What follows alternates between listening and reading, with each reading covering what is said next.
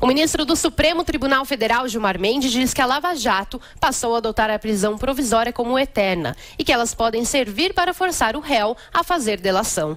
A declaração foi feita durante um evento no Superior Tribunal de Justiça que debateu o ativismo judicial. A prisão de segundo grau, em muitos casos, especialmente no contexto da Lava Jato, se tornou algo até dispensável, porque passou a ocorrer a prisão provisória de forma eterna, talvez até com o objetivo de obter a delação. Sentença de primeiro grau, o sujeito continuava preso, confirmava-se a provisória, e com a sentença de segundo grau ele iniciava a execução. É preciso saber ler estrelas. Quer dizer, ou se muda isto, ou você empodera de maneira demasiada a Justiça de primeiro grau e o Ministério Público. Não é a primeira vez que Gilmar Mendes defende rever a decisão da Suprema Corte do ano passado, que autorizou a prisão em segunda instância. Na época, ele votou a favor da execução provisória da pena, mas agora defende que o réu recorra em liberdade. O ministro aproveitou para rebater as críticas que recebeu após mandar soltar pela terceira vez o empresário Jacob Barata Filho. Para Gilmar Mendes, conceder habeas corpus no Brasil é nadar contra a corrente da opinião pública.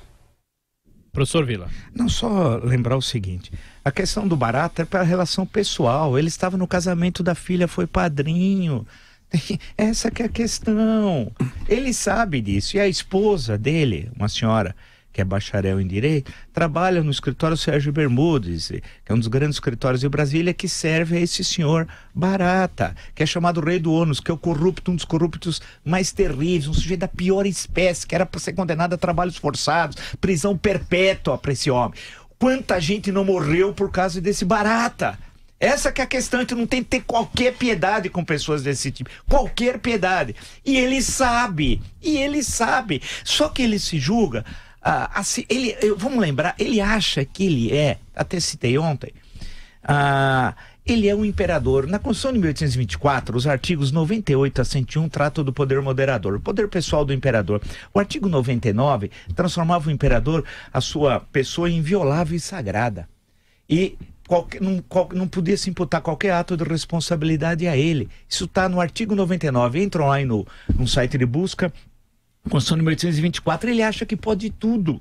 Ele não pode tudo, ele faz parte da segunda turma. A segunda turma do STF, cujo presidente é o ministro Edson Fachin. A medida em relação ao Barata vai ser derrubada, pode garantir, vai ser derrubada. Em relação ao Barata, é impossível. E ele está fazendo coisa que não pode. Agora, a presidente do Supremo não tem autoridade.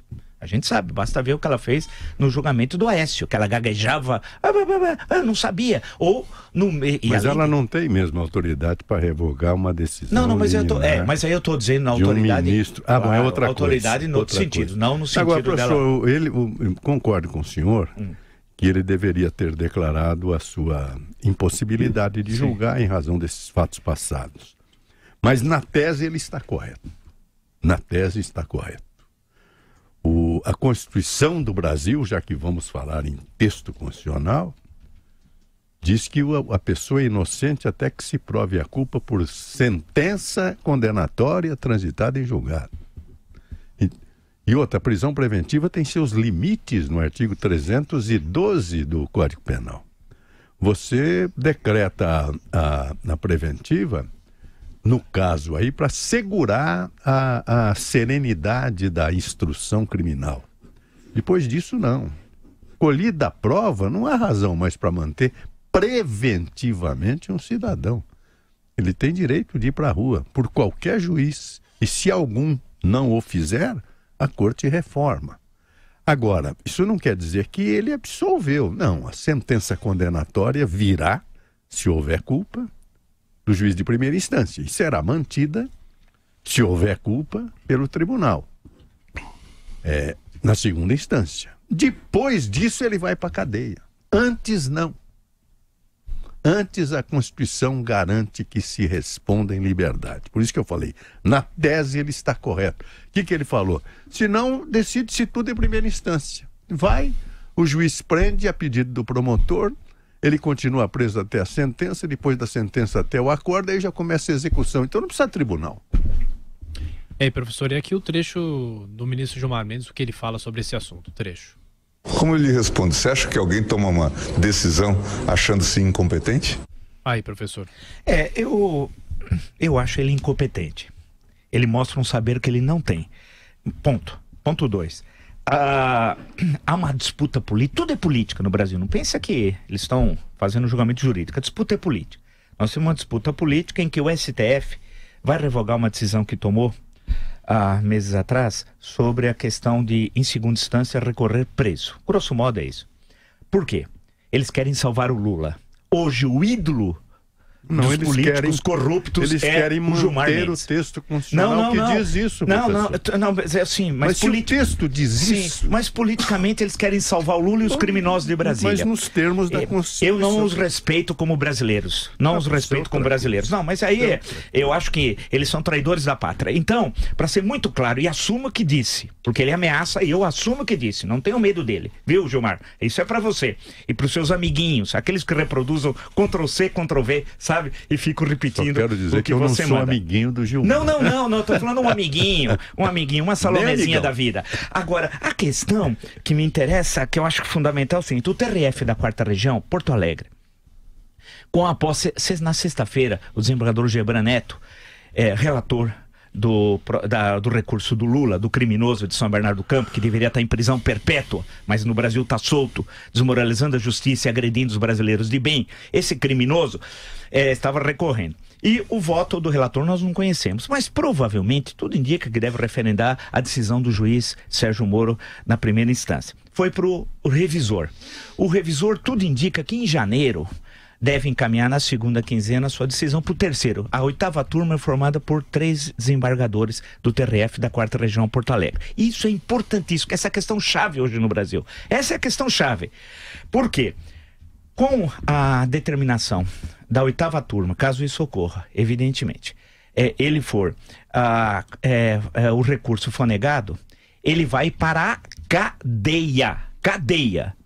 Lula vai pra cadeia. E aí vai ter de recorrer preso. Só que o STF, em seguida, vai correr, e Gilmar à frente, para revogar a decisão do STF sobre a prisão de segunda instância, em tese, mas para favorecer o criminoso da Avenida Prestes Maia de São Bernardo do Campo. Essa a questão central. Eles estão desmoralizando a democracia a tal ponto, estão esgarçando o Estado Democrático de Direito, que aí vai ter uma ruptura institucional. Essa é a questão. Eles querem salvar o Lula. E ao salvar o Lula, salva toda a quadrilha. Aécio Neves e Ética Terva.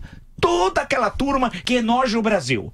Então fiquem atentos a isso. Essa questão é chave. O TRF da 4ª Região tudo indica que vai deliberar antes do Supremo fazer a mudança da sua interpretação da Constituição. Essa é a questão política central. Para o Estado Democrático de Direito, a questão chave que o senhor realça é o texto constitucional. Nós um dia votamos uma constituinte, elegemos pessoas para construir a Constituição brasileira. E eles o fizeram. No artigo 5º há várias cláusulas pétreas que são inalteráveis. Uma delas é a seguinte, que eu vou ler para os senhores. É o inciso 47 do artigo 5º. Está escrito lá, com todas as... Simples, mas muito simples. Não haverá apenas 2 pontos de morte, salvo em caso de guerra, declarada nos termos do artigo 84. De caráter perpétuo, não haverá no Estado Democrático de Direito brasileiro.